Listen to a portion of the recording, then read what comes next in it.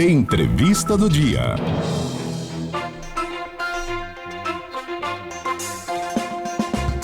Vamos para a nossa entrevista do dia, recebendo o presidente da Comissão de Direito Eleitoral da OAB Mato Grosso, o doutor Hélio Ramos, é o nosso convidado. Doutor Hélio, boa tarde, seja muito bem-vindo à CBN Cuiabá. Boa tarde a todos os ouvintes, boa tarde a todos que estão aqui no estúdio. É um prazer rever meu amigo professor João Edson, Juliano, um prazer conhecer a Marcela, pessoal da técnica aqui. E vamos falar de direito eleitoral, eleições. 5.569 municípios farão eleições esse ano, né? O TSE chuta que em torno de 6.000 eleições, porque tem o segundo turno de algumas cidades, né? E aí conta-se como uma eleição. Então são quase 6.000 eleições no ano de 2024. Muito trabalho a ser feito, né? E a renovação nas câmaras, nas prefeituras, nas vice-prefeituras, não podemos esquecer dos vice-prefeitos, que eles acabam virando prefeito. E é isso aí, vamos falar de eleição então, João. Aliás, vice-prefeito, ele é eleito e já... O prefeito tem que rezar todo dia, porque ele deseja tudo de bom para ele ocupar. Eu e o Hélio, nós estamos 6.000 e tantos no ano, né? Nós já estamos quase 6.000 eleições falando de eleição, né? No rádio. Por aí, mais ou menos por aí. Hélio... Professor, vou pedir licença, só vou receber o Júlio César, que veio fazer uma visita, e daqui a pouco eu volto, vou só posicioná-lo para que acompanhe. É nosso convidado. Opa, isso é muito bom. Hélio, eu estava fazendo uma conta esses dias, qual que foi a última eleição que passou de uma eleição para outra sem nenhuma mudança? Foi ainda no regime militar.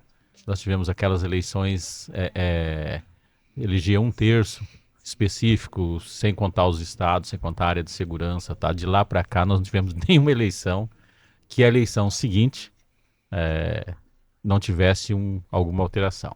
E essa, até a gente falou, talvez não tenha, e ela trouxe, lógico que a alteração ela é muito mais em relação à modernização do tempo, tecnologia, mas ela trouxe um conjunto de mudanças extremamente interessante, né?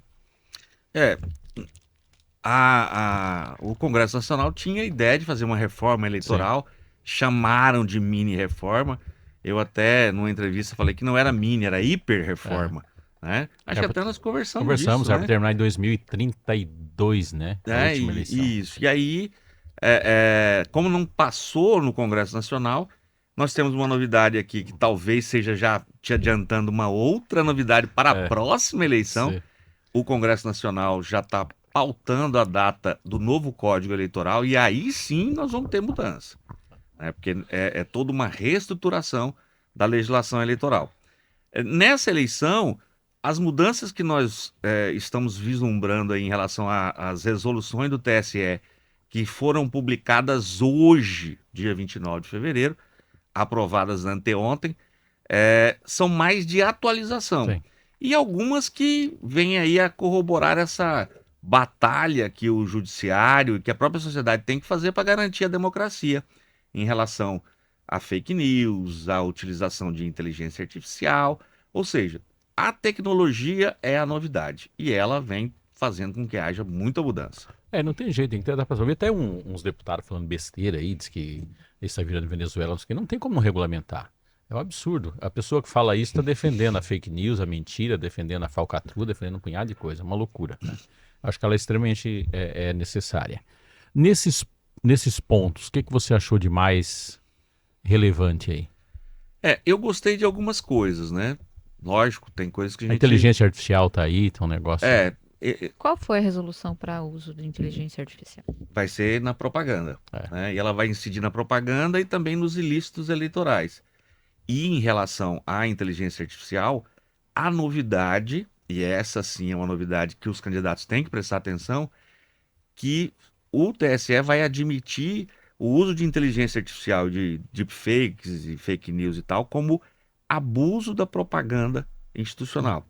E aí esse abuso pode gerar a cassação, ou seja, a perda do mandato, do diploma, do registro do candidato.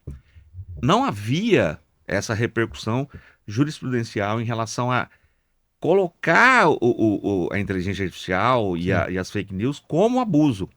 E agora, materializado dessa forma, os candidatos vão ter que ter muito cuidado com isso. E aí, nem tanto os candidatos.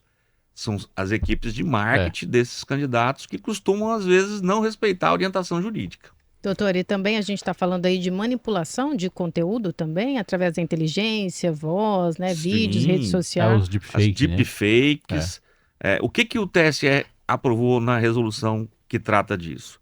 Que qualquer tipo de ferramenta, de peça publicitária que for divulgada por uma campanha que tenha utilização de inteligência artificial, ela deve ser avisada ao eleitor. Uhum, Olha, aqui tem inteligência artificial, aqui tem uma remodelagem, ou seja, é uma fantasia. uhum, Se não constar, vai materializar abuso da propaganda e pode gerar cassação. Então, existia essa obrigatoriedade anteriormente? Não, né? Agora está posto, já foi uhum. aprovado e a gente vai ver como que ela vai se desenrolar.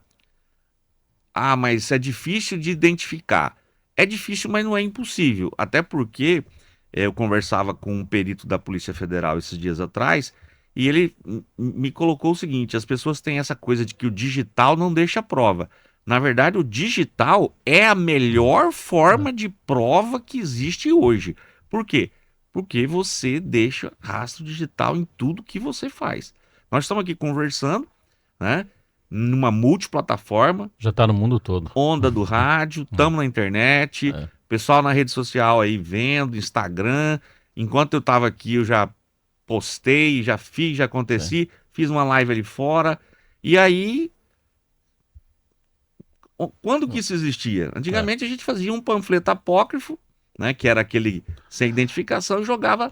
Escondia a gráfica que ia registrar e estava Era em resolvido. Pochorel, a gente fazia em Rondonópolis, né? Então, Sim. aí só levava montado. Então, hoje não, hoje as coisas são bem diferentes. Então, acho que a questão do abuso da propaganda é uma novidade que vai impactar principalmente nos municípios que têm um segundo turno. Municípios maiores. Sim. E tem uma questão aí que é muito interessante. A tecnologia ela avançou numa velocidade enorme, né? Então teve um período, até a eleição passada, que o TSE e os TRS, eles não eram tão atualizados. Hoje a parte de tecnologia de um TRE é de uma capacidade enorme. Não é mais aquele povo ficar olhando como é que é isso, tá? Não tem uma legislação para isso, tá? Essa pressão da tal da urna fez com que o aperfeiçoamento e a contratação de pessoas capacitadas é um negócio assim, é um centro de inteligência hoje em termos de tecnologia. Então, realmente não vai dar para brincar nessa eleição, que é coisa... E a Justiça Eleitoral ela tem uma vantagem em relação aos outros ramos do Judiciário. A Justiça Eleitoral, ela convoca, né? Sim, Ela pode requisitar servidores de quaisquer órgãos de administração pública. Então ela pode ir na Polícia Federal e falar: eu quero tais técnicos. sim. Ela vai no Tribunal de Contas da União: quero esses técnicos. Esse pessoal aqui vai trabalhar comigo na eleição. No quê? No combate a fake news, no combate ao uso indevido de inteligência artificial, no combate a notícias mentirosas. Uma outra coisa que foi aprovado também é que se estabelece como ilícito eleitoral que qualquer tipo de fala que tenha conteúdo discriminatório, homofóbico, de raça, de religião, que atente contra o Estado Democrático de Direito, ela vai ser considerada um ilícito eleitoral e as pessoas vão responder de forma muito grande perante o judiciário. Então, existe toda uma estruturação sendo montada para que isso daí seja uma campanha bem eficaz. Hélio, vou fazer. Não tem outro jeito, não tem eleição ainda, vou ter que fazer um exercício futurista aqui, né? Nós temos viciados em eleição, né, que aproveitam o período da eleição para usar todos os seus cacuetes de racismo, homofobia, falar bobagem, inventar um punhado de coisa. Eu estive dando uma olhada, primeiro acompanhei pela imprensa, depois estive lendo, né, as alterações. Você acha que nessa eleição nós vamos ter um abalo, assim que eu falo, o número de pessoas que vão ter sérios problemas eleitoral, inclusive com cassação, gente que já vem de um certo costume, tá? Povo que é acostumado a misturar gente com gado, com um punhado de coisa, vai dar uma confusão terrível nisso? Vai ter bastante confusão. A polarização ela continua, né, entre direita e esquerda, Sim. né? E os posicionamentos que as pessoas estão assumindo vão fazer com que elas sofram represálias. Antes de ontem, eu estava dando aula na Unic e falando de direito penal para os alunos. Uma aluna me questionou: professor, mas não é pesada a pena que estão aplicando para o pessoal lá do 8 de janeiro? Eu falei: olha, vocês já viram os crimes que eles estão sendo acusados e já viram as penas? Aí eu fui falando para eles os crimes, mostrei para eles que a pena era de 10,5, 10 anos e 6 meses como pena mínima, até 38 anos como pena máxima. Eu falei, aí alguém falou assim: mas então eles estão pegando 16 anos. Então não está pegando nem a metade. Pois é. Eu falei, então, aí vocês como operadores do direito vão dizer, isso é o quê? Então as pessoas têm que tomar cuidado. São represálias de ordem pessoal, multa de 30 milhões e os julgamentos continuam. Né? Então eu sugiro que as pessoas tenham parcimônia, parem para pensar antes de agredir, de falar coisas que, por exemplo, uma das modificações nessa questão da discriminação, o uso do nome social. Na eleição passada, o candidato se registrava com seu nome oficial e colocava o seu nome social. E aí constava, você podia verificar qual era o nome oficial e o nome social. Nessa eleição, ele vai se registrar, mas o nome oficial dele vai ficar oculto. Ele só vai aparecer nas pesquisas, nos programas da Justiça Eleitoral, na urna eletrônica e tal, o nome social, que foi o nome que ele escolheu para ser. E isso já é uma proteção ao quê? A um dado sensível, vem da Lei Geral de Proteção de Dados, que faz com que tenha uma proteção àquela pessoa que tem uma orientação sexual diferente, que tem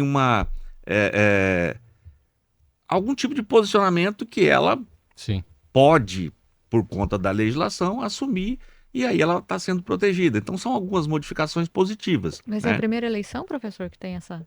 Que vai ter essa ocultação do nome verdadeiro, sim. Vai mostrar só o nome social. Então essa já era admissível você usar, mas ficava à disposição para você ver o anterior. Né? Ou seja, o nome de batismo, o nome de registro, né? Não é nem de batismo, afinal, de batismo é católico, né? Mas o nome de registro oficial. E aí, agora você vai ter essa ocultação. Essa é uma modificação positiva, porque evita, inclusive, discriminação. Né? Uma outra questão, por exemplo, a pesquisa. Você, João, gosta muito de mexer com pesquisa. A questão da pesquisa. No ano da eleição, geralmente surgem aquelas empresas de última hora, né? O cara cria uma empresa em fevereiro de pesquisa. E aí essa empresa começa a fazer pesquisa sem ninguém pagar. Pensa bem, o cara criou uma empresa para ganhar dinheiro e aí ele faz pesquisa que ninguém está pagando. O que a Justiça Eleitoral inovou? Pesquisa de empresa que for declarada como pesquisa autônoma deve vir junto no registro a declaração do faturamento da empresa no ano anterior. Então você está fazendo, você está se autossustentando numa pesquisa só para divulgar a sua empresa? Você ganhou dinheiro o ano passado? Então você ganhou? Beleza, então essa pesquisa é válida. Né? Quem vai poder impugnar a pesquisa? Ministério Público, candidato, candidata, os partidos, né, coligações e alguém do povo que pode representar também para poder pedir uma providência em relação à impugnação. Todos os dados da pesquisa devem ficar disponíveis no CISPEC, que é o Sistema de Pesquisas Eleitorais, que é o Sistema de Registro de Pesquisas Eleitorais no Tribunal Superior Eleitoral. Muita gente não sabe disso. Às vezes a pessoa quer ter acesso à pesquisa. É só ela acessar lá o site, é de livre acesso a qualquer cidadão, e aí ele vai pegar todos os dados da pesquisa. Sexo, escolaridade, quantas pessoas foram ouvidas, onde que foi e tal, que às vezes você só vê o resultado, né? Lembrando, e aí eu faço um alerta, não divulgue pesquisa que não tenha registro. A multa mínima para uma pessoa que divulga uma pesquisa sem registro é R$54 mil. Então pensa bem, você, Marcela, pega lá uma pesquisa que você recebeu no grupo do WhatsApp da família, você não verificou se tinha registro. Aí você passa no grupo dos jornalistas, dos radialistas, e lá no grupo alguém que não gosta de você, fuxiqueiro, vai lá no Ministério Público e fala: Marcela está passando pesquisa sem registro. Ou divulga no rádio. 54 mil reais. É. Mas não é no seu CPF, não é da Ele CBN. fica prejudicado. Quebra, né? Deus Não, viola. e eu imagino quantas pessoas ouvindo, senhores e senhoras que não têm essa informação, que fazem com boa vontade. E aí, doutor, eu na TV, por exemplo, já comentei algumas pesquisas esse ano. Essas pesquisas o senhor tem acompanhado também? Os registros? Porque a gente já viu algumas movimentando a cidade, inclusive. Na verdade, a gente, como advogado, a gente só vai acompanhar depois que tiver alguém pagando a gente, né? Até lá não vi nada, né, doutor? Não sei, não vi. Ô, Hélio. Mas isso já vai Aqui, fora do período? gente- Mas já tem pesquisa Já rodando tem? sem registro. Eu vi É uma isso. hoje de um município próximo aqui. Inclusive, o vereador ligou e falou, mas pode? Eu falei, não. Eu Já- sei de onde é esse município. Já vai no cartório e faz uma É. ata notarial que logo a gente podemos É importante, conversar. porque muita gente toma como uma verdade, inclusive, doutor, fazendo já suas escolhas, acompanhando. Então tem que ter profissionalismo e tem que ter esse acompanhamento. E eu não imaginava que o valor para quem passa para frente é tão alto. Imagina. Não, e esse é o valor mínimo. É o valor mínimo. O máximo é 104, E tem de gente 108. agora pagando mensagem no WhatsApp, professor, É. certeza. E tem outra questão. A publicação que é feita, a divulgação, publicação, ela exige que seja colocada critérios mínimos, Uhum. que é lá da questão do registro. Eu vejo muita publicação só com o resultado da pesquisa, sem ter o registro dela, sem ter a tipografia da pesquisa que foi feita, tá? Que ela é obrigatório. Isso Tem vale que para o ano aparecer. todo, professor? Ou é só Sim. durante o período eleitoral? Pro ano da eleição. Pro ano da eleição. Então já está valendo. Eita, gente, vai dar uma olhada que vocês andaram passando aí no WhatsApp. Que... Então. Não, tô Então, dizendo, apaga e- que dá tempo. E a gente que lida com pesquisa, isso é muito bom. Porque o que acontece?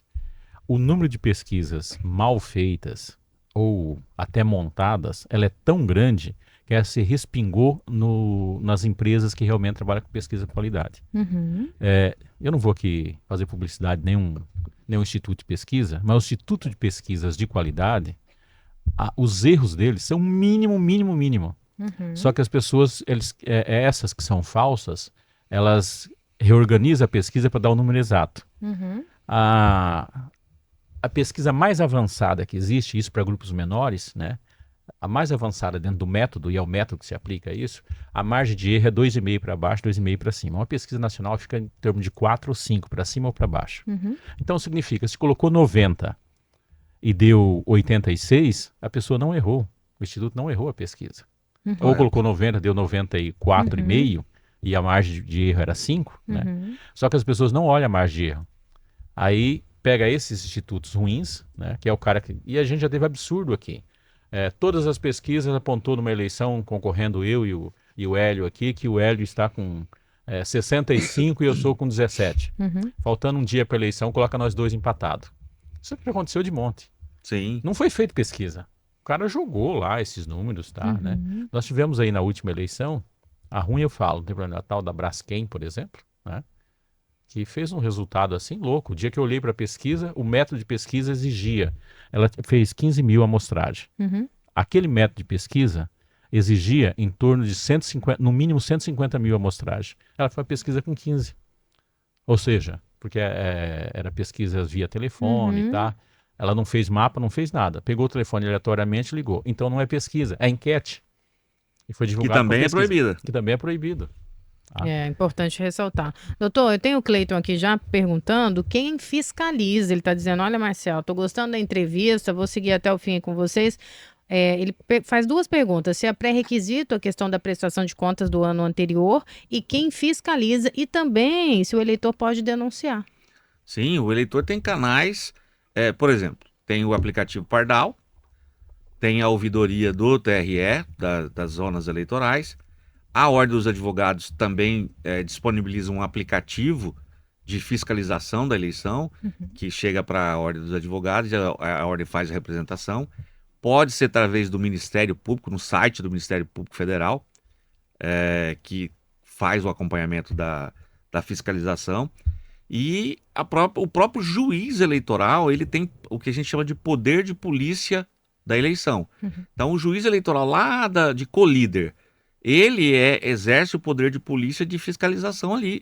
E no judiciário eleitoral, é o único judiciário que o juiz não precisa de motivação, de impulso. Ele age de impulso próprio. Nos outros, no judiciário comum, criminal, civil, trabalhista, tal, alguém precisa provocar o juiz. No juiz eleitoral, não. O juiz eleitoral, ele pode, por força de lei, ele mesmo verificar uma situação incorreta, ele tomar providência. Então, assim, os mecanismos existem. O cidadão pode se utilizar desses mecanismos e estão aí à mão, no celular. Ouvidoria, e-mail, aplicativo, Android, Apple e por aí vai. Então, assim, as ferramentas estão cada vez mais próximas. A tecnologia, ela facilita o bem da mesma forma que ela facilita o mal. E aí é que eu digo, não é a tecnologia que é ruim, é sempre o livre-arbítrio do ser humano que vai decidir o que é melhor.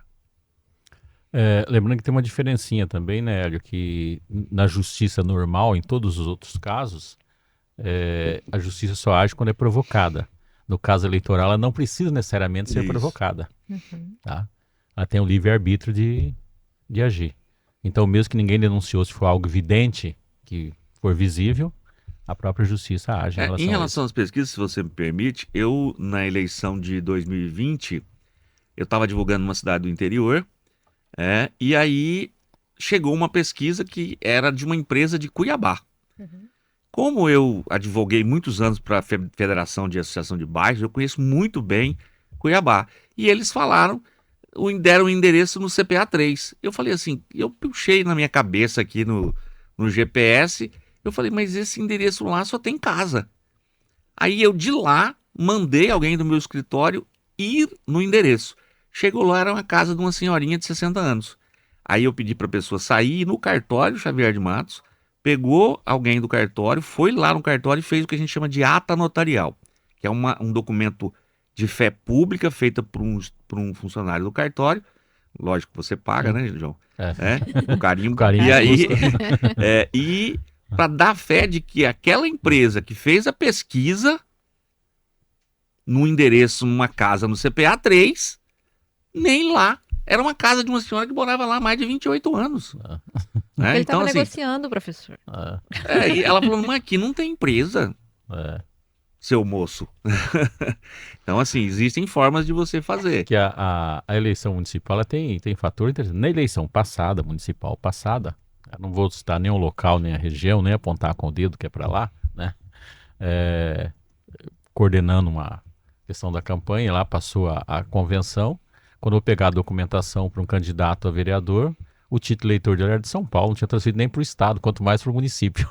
Então acontece coisas... E ele queria ser candidato aqui, né? Já estava com a campanha na rua quase. Só não tinha feito... Já tinha até entrado em contato com a gráfica, só não tinha soltado porque não estava em época ainda de Professor, preciso interromper, repórter CBN, daqui a pouco a gente continua. Volta, 15 horas 6 minutos, quinta-feira, 29 de fevereiro. Seguimos com o último Estúdio CBN Cuiabá do mês e já falando de eleições.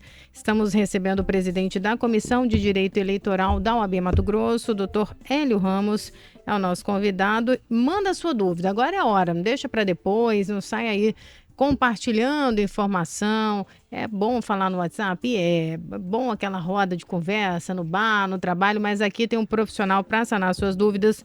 Manda para cá, 99803-5580, que a gente vai colocando a sua pergunta. Pode ser áudio sim, viu, Cleiton? Se ainda ficou com dúvida, pode mandar para cá. Doutor, vamos falar um pouco agora sobre o Fundo Especial de Financiamento de Campanha. É um assunto importante, tem ouvinte aqui com dúvida com relação e de olho para fiscalizar esse movimento também. Fala para a gente dessas mudanças, doutor. Em relação ao chamado FEFEC, Fundo Extraordinário de Financiamento de Campanha Eleitoral, esclarecendo que nós temos dois fundos. Nós temos o fundo partidário, que ele é anual, independente do ano de eleição. Todo ano nós temos o fundo partidário, que hoje está em torno de R$1 bilhão. E no ano de eleição, de duas eleições para cá, nós passamos a ter o fundo de financiamento de campanha, que hoje está na faixa aí de uns, acho que 4,7 bilhões. Ainda não saiu o número definitivo. Então, somando, nós temos aí quase 6 bilhões de reais para poder gastar na campanha de dinheiro público.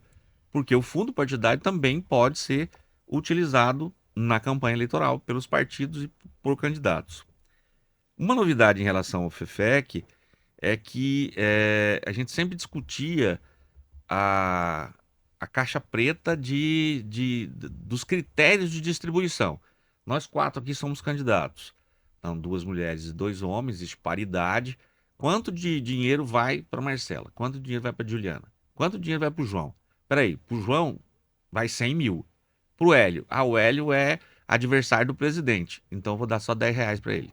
100 mil para o João, 10 reais para mim. E a Marcela? A Marcela é filha do presidente. Então vamos dar 200 mil para ela. E a Juliana? A Juliana ninguém, não vamos dar nada para ela. Cumpriu a cota? Cumpriu. Que critério que foi utilizado? Então a Justiça Eleitoral, nessa eleição, vai exigir que os partidos políticos no site nacional disponibilize quais são os critérios, quais são os valores, inclusive conta específica para negros e para candidaturas mulheres, dos valores que vão ser aplicados nessas campanhas em relação a que critérios. É uma novidade. Resolve o problema? Não, não vai resolver o problema. Mas pelo menos você vai ter um pouco mais de transparência nessa discussão, até porque nós estamos falando de dinheiro público. E dinheiro público a gente tem que seguir os princípios que regem a administração pública, que a gente costuma brincar e falar que é o LIMP. Legalidade, impessoalidade, moralidade, publicidade e eficiência. São 5 princípios constitucionais que gerem toda a administração pública e o dinheiro público. Então, para que haja transparência, essa é uma novidade interessante em relação ao FEFEC. Não vai resolver todos os problemas, que vai espremer o laranja, vai.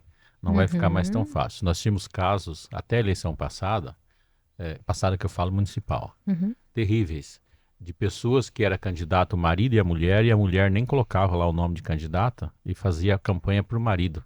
Inclusive chegando a 0 voto, 1 voto, né? Uma coisa assim escandalosa. Tem um caso em Minas Gerais que é terrível, foi até na eleição 2018 de Minas Gerais, né? Onde a pessoa foi casada nos Estados Unidos, fez festa, fez um punhado de coisa e voltou no dia da eleição e não chegou a tempo para votar, né? E pegou o fundo eleitoral. Então, assim, esse tipo de coisa vai ficar mais visível. Agora, o eleitor pode colaborar muito com isso, né?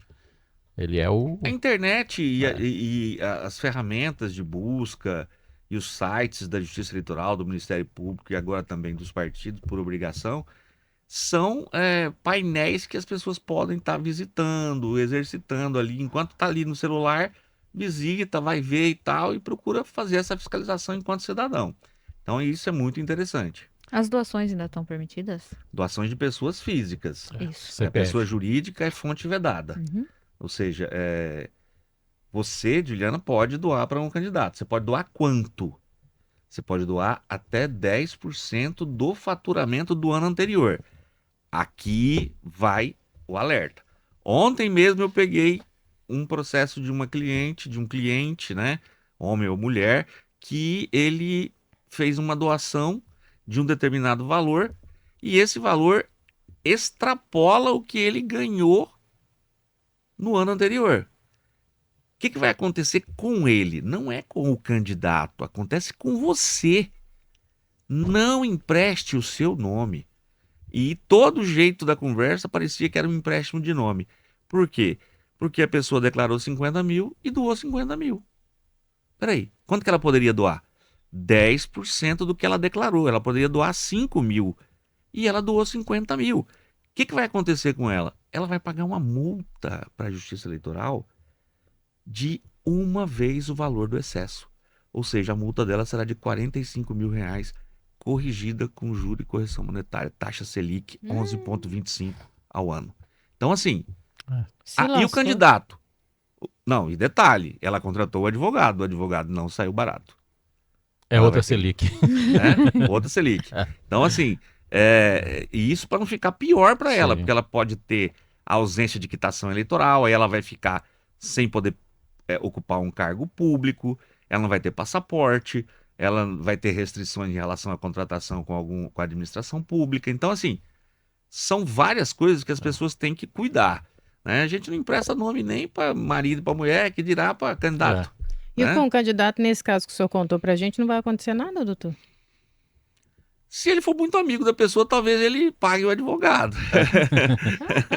É porque o que vai é o tudo CPF, né? O CPF, não vai no outro. Então, se não, Hélio, tem uma outra questão, tem outra questão que ela é bastante complexa. Como que ficou a questão das vaquinhas?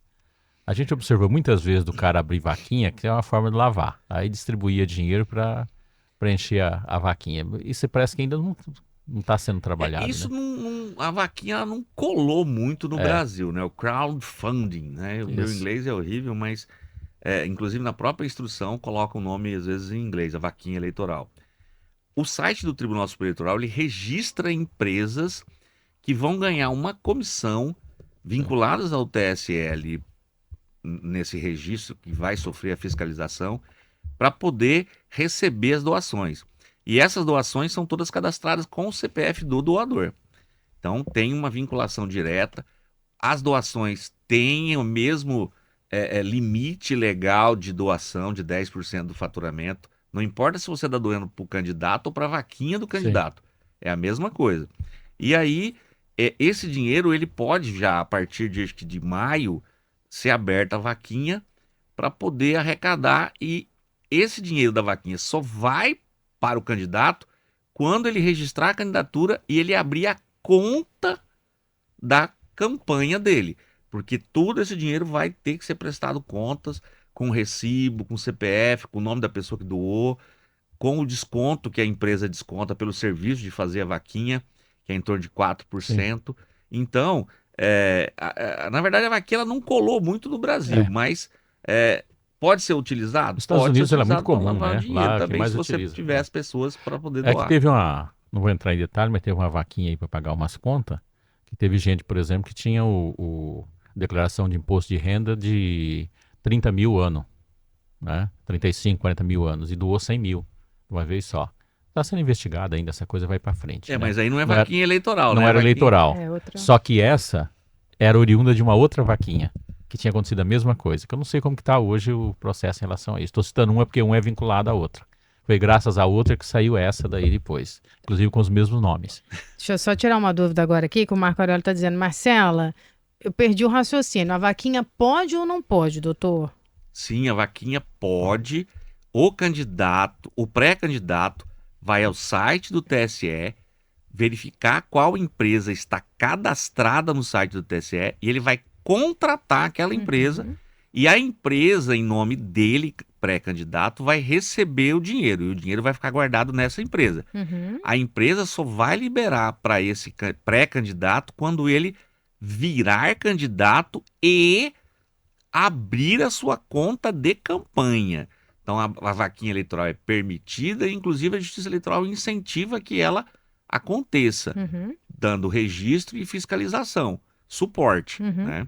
Lembrando, Dentro desses 10% do registro. O limite do de declaração doação anterior, da né? pessoa física, o limite legal é 10% do faturamento do ano anterior. e lembrando que a conta só é aberta depois da convenção, depois da ata fechada, depois de fazer o registro da candidatura. Não é qualquer conta, né? Não, é a conta de campanha, do CNPJ do Isso. candidato.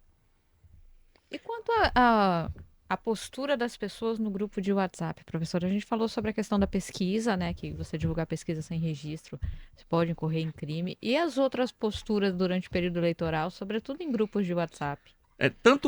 Eu vou até aumentar a sua pergunta, assim, tanto no período pré-campanha como no período da campanha, a postura tem que ser a mesma postura que você tem de bom cidadão durante o ano todo, mesmo fora da pré-campanha ou fora da campanha. As pessoas têm que entender que quando ela comete algum tipo de agressão verbal, ela pode responder por danos morais financeiramente, no âmbito civil.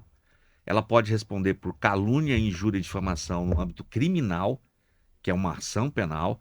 E ela ainda pode, se for no âmbito eleitoral, ela pode responder por calúnia, injúria e difamação eleitoral, que é um crime do Código Eleitoral. Então eu posso... De repente ela pode responder pelos 3. Então as pessoas...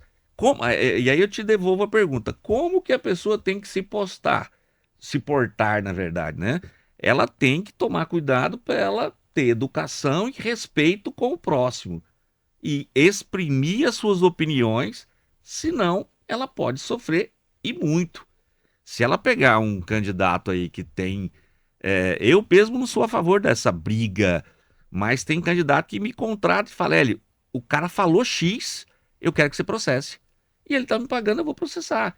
E se ele falar processa nas 3, eu vou entrar com uma ação penal eleitoral, uma ação penal privada, vou entrar com uma representação, vou entrar com uma ação civil no juizado pedindo indenização, pedindo dinheiro, e vou atazanar a vida do cara. No mínimo, ele vai ter um monte de ação que ele vai ter que contratar um advogado para se defender. Então, como que nós vamos nos portar? Com educação e respeito. Mas, doutor, isso a pergunta da Júlia, ela fez um primeiro momento especificamente para a postura no WhatsApp. Esses cuidados em se expressar nas suas redes sociais, com vídeo, com postagem, com enquete, com o que a pessoa entenda, e essas brigas que a gente vê até entre amigos, Isso. família, que acontecem em grupos de WhatsApp, todas são passíveis dessas medidas, como o senhor citou, deu esse exemplo? Se for no âmbito eleitoral, você pode chegar até 4 medidas. Né? Se for no âmbito pessoal, pode ser civil e criminal.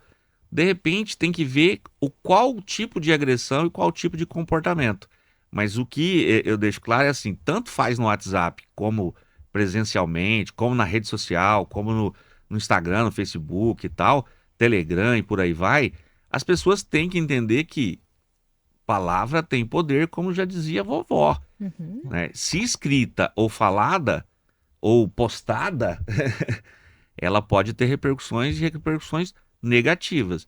O que é que se coloca? É que as pessoas têm que respeitar a opinião do próximo. Uhum. Eu tenho que respeitar. Eu não concordo com você, mas eu vou defender o seu direito de dizer isso a vida inteira. Para o eleitor e para os candidatos também, pré-candidatos. Todo mundo. Porque tem pro grandes cidadão. atiradores aí também. Sim, e por isso às vezes as pessoas sofrem sanções. Né? Eu, por exemplo, já vi vereador que perdeu o mandato. Perdeu o mandato. Por quê?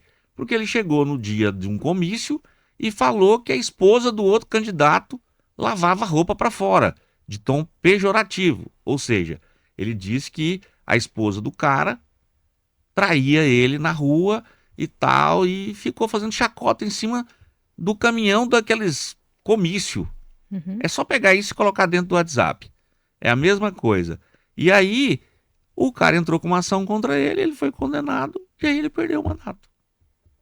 Tá Então, vendo? assim, Estamos aprendendo todos. Eu conheço pessoas que são candidatas, a eleição passa rápido, mas o processo não passa, não.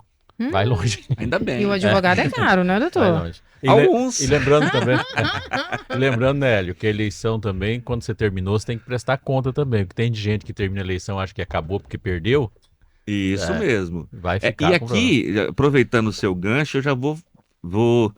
Eu tenho insistido nisso. Foi uma decisão que eu tomei em dezembro. O cara vai ser candidato. O cara no sentido de homem, mulher e tal.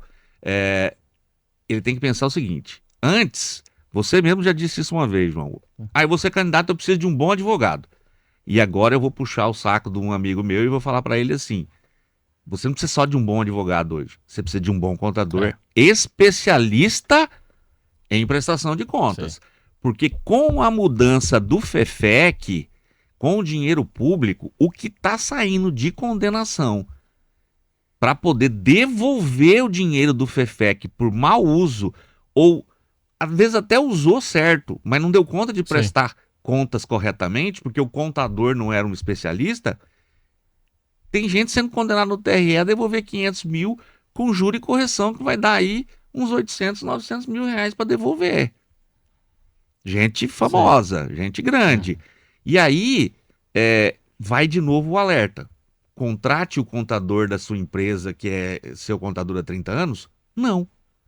Vá atrás de um contador especialista em prestação de contas. Cunhado vai te ajudar? Manda ele pedir voto. Não bota ele para... Esse não vai ajudar não, né? Mas o que tem de candidato aí que o parente, o amigo, não sei quem, entra como contador, né? E partido grande... Não fica nas costas do contador do partido, não, que ele não consegue fazer tudo também. Se você não souber levar documento certinho, ele fecha daquele jeito e Não. se dane. Doutor, o relógio está avançando e eu tenho aqui duas pessoas, dois ouvintes. O Rodrigo está sempre aqui conosco e hoje o Alberto está dizendo: Marcela, ouço sempre, estou participando pela primeira vez. Eu quero saber sobre registro de candidatura. A gente já está ouvindo falar em janela partidária, em registro. Eu gostaria que o doutor aí esclarecesse e, inclusive, ele pergunta sobre candidatura feminina também. As candidaturas de ambos os gêneros, a lei, quando ela saiu, a gente apelidou a lei de lei do batom, porque era para obrigar 30% das candidaturas femininas. Na verdade, a lei não diz isso. Se você tiver uma chapa só de mulher, obrigatoriamente você vai ter que ter 30% de homens. Então é para ambos os sexos, no mínimo 30%, no máximo 70%. Né? Essa é uma questão da candidatura. Inclusive, tem a conta e o recurso específico do FEFEC para as mulheres e para os negros. Entendendo o que é negro. Negro é preto e pardo. Então, negro, gênero, espécie, preto e pardo. Né? Então, em relação a essas candidaturas. A janela partidária ela começa terça-feira, se não me engano. Dia 6. Dia 7. Terça ou quarta, Quinta. né? Quinta-feira? Quinta-feira é dia 6, não é isso? Quinta-feira. Quinta-feira? Então, vai do dia 7 ao dia 5. Isso. Então, são 30 dias e a janela partidária para os vereadores. A janela partidária é um período que permite que aquele candidato que tenha a obrigatoriedade da fidelidade partidária, ele possa trocar de partido sem prejuízo do mandato. Uhum. Então são 30 dias, né, num período que antecede aí o registro de candidaturas, para você escolher se você quer continuar nesse partido que você ficou 4 anos, ou se você quer mudar para um outro partido, para poder disputar uma nova eleição e uma nova agremiação política. E aí ele não tem nenhuma consequência disso.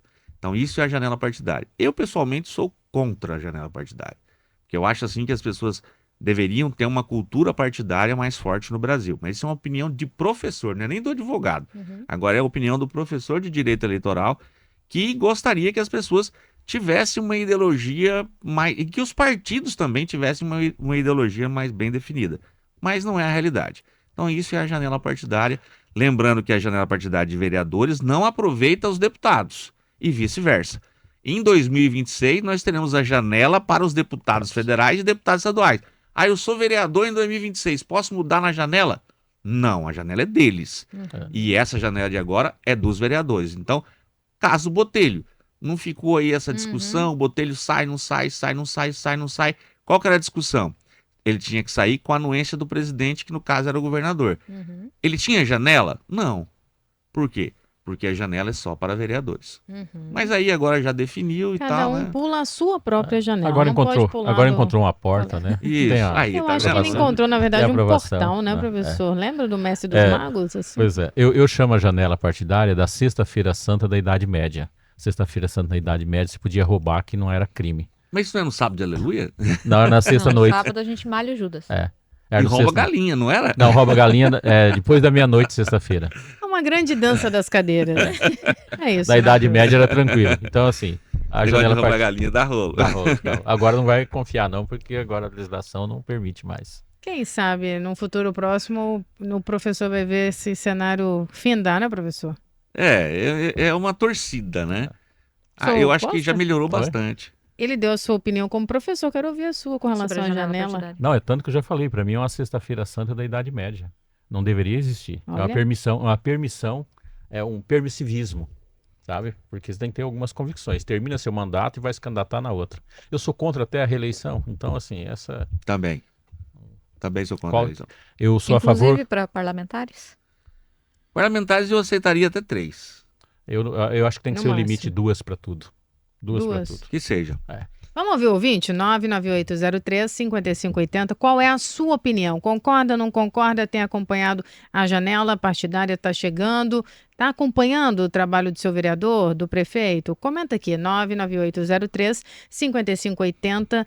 Professor Hélio, eu tenho uma dúvida muito pessoal. O partido recente, né, o PRD, nesse caso que a gente está vendo um partido nascer, um ano eleitoral, as condições também são as mesmas, as características, tem algo que a gente precisa observar mais de perto, um prazo mais extenso, mais curto? Quais o desenrolar na prática é o mesmo de um Qual é a partido? regra do jogo para o novo partido, né? Qual é a regra, professor? Primeiro, ele tem que estar constituído enquanto pessoa jurídica e depois ele tem que ter a validação perante o Tribunal Superior Eleitoral. Essa validação é muito difícil, muito complicada, né?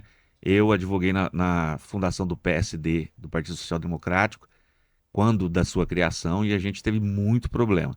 Então, as regras são diferentes, né? E ele precisa ter deputados e votos desses deputados para ele poder ter acesso a fundo partidário, e aí ele não tem. Deputados federais, né? Deputados federais e senadores. Isso. E aí ele não tem, então ele já começa, ele nasce perdendo.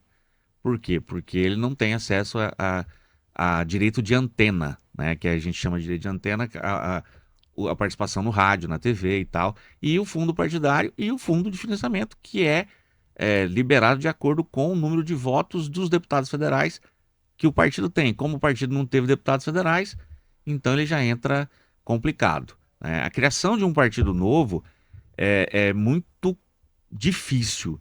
E aqui eu faço uma crítica também em relação a um lugar comum que as pessoas costumam dizer. O Brasil tem muito partido, tem 33 partidos, parece, se não me falha a memória aqui. Nos Estados Unidos tem 150. Mas os Estados Unidos tem 2? Não, os Estados Unidos tem 2 poderosos e fortes, que ocupam 98% da política estadunidense. Mas lá você tem partido regional, você tem partido dos negros do Harlem. Tanto que para a presidência, na coligação para a presidência, que é nacional todo, nunca passa de 126. E eu acho que é 158 ao todo, em termos de registro. Os partidos, né? Então, tem muito mais. Hélio, mas esse novo partido, ele tem uma questão. Ele não é um partido totalmente novo, ele é uma fusão de 2 partidos. Né? Eu não conheço bem a estrutura do PRD, confesso. Não, é uma fusão do PTB com Patriotas. Eu confundo, foi tanto nome aí. Eu acho que é isso mesmo. Então ele traz um pouco de fundo. Então ele traz desses partidos que ele já tinha. Ele não é um partido novo, na verdade. Porque o fundo dele é significativo, se não tem um porque número ele de traz cabeça. dos deputados federais que foram eleitos pelo PTB. E a fusão do Patriota com o PTB. Pronto, isso. Esses então, deputados aí federais é diferente. Não é um partido novo. Novinho. Zero, né? Zero bala. Não é um baby.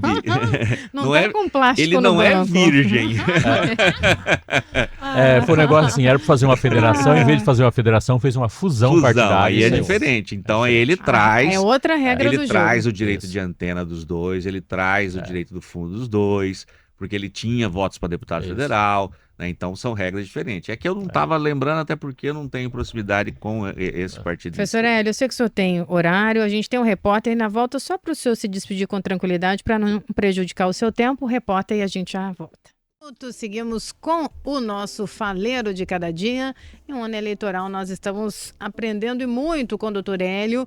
Doutor, tem compromisso, mas nessa reta final eu vou abrir o microfone, doutor, para as considerações. Se faltou algum ponto que merece destaque, agora é a hora. Primeiro agradecer aqui, já vou agradecendo a todos vocês, o convite, me colocando à disposição.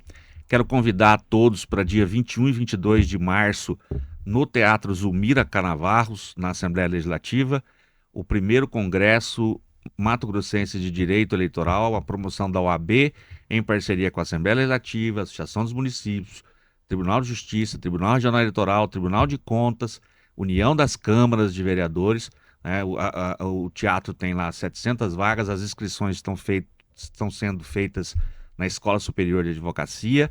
Nós estamos trazendo 22 palestrantes de todo o Brasil. Então, dia 21 e 22 de março, convidar vocês e a todos os nossos ouvintes para que, se interessando pela matéria de direito eleitoral, Mato Grosso será uma referência no direito eleitoral nesses 2 dias para o Brasil inteiro. Um evento, assim, muito grande que a gente está organizando. É um prazer fazer isso, né?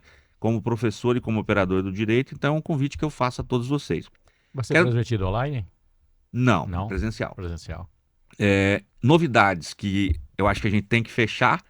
No dia da eleição, nós temos aí uma proibição dos CACs, 2 dias antes do dia da eleição, colecionadores, atiradores e caçadores, né? Isso. Não poderão transportar armas. Essa proibição já está definida. Então, o CAC tem direito de transportar arma. Um dia antes da eleição, 2 dias eu não gravei, e no dia da eleição estão proibidos de transportar armas. O horário da eleição. Funcionou muito bem o horário do fuso horário. Então, a eleição em Mato Grosso é das 7 às 16. A eleição no horário de Brasília é das 8 às 17. E a eleição no Acre é das 6 da manhã às 15 da tarde. Para quê? Para que ela comece e termine tanto a eleição como a apuração ao mesmo tempo no território nacional, para evitar, inclusive, fake news. Né? Então, esse é um ponto positivo, lembrando que as pessoas têm que se programar. Então, Mato Grosso, Cuiabá, todo o nosso estado, 7 às 16. E, por último, pedir para que os 13,7% da população que ainda não fizeram o cadastro biométrico, ou aqueles que já fizeram e que têm problemas para a regularização do título de eleitor, o prazo mortal é dia 8 de maio. Então, você, eleitor, que não votou, que não fez sua biometria, que está com problema na Justiça Eleitoral para regularizar seu título de eleitor, o último dia é dia 8 de maio. Essa é uma informação, inclusive, de utilidade pública, né?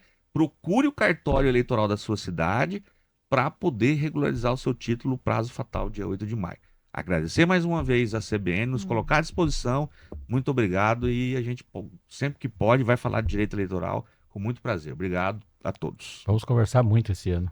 Com certeza. O primeiro faleiro de muitos. Obrigada, doutor. A gente vai fazer uma pausa para que possamos nos despedir, tirar a nossa foto, e daqui a pouco a gente continua. Tem giro de notícias, a gente vai comentar aqueles uniformes, aqueles kits que foram descartados, jogados fora. O secretário Alan Porto comentou essa situação.